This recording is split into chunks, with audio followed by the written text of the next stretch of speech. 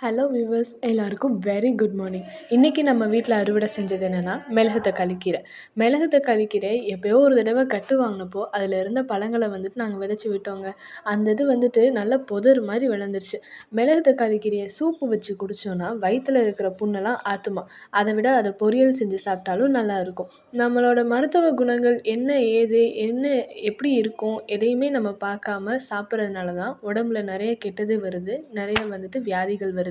நம்ம இயற்கையோட ஒன்றி வாழ்ந்தாலே எந்த விதமான வியாதிகளும் நம்மளை அண்டாது.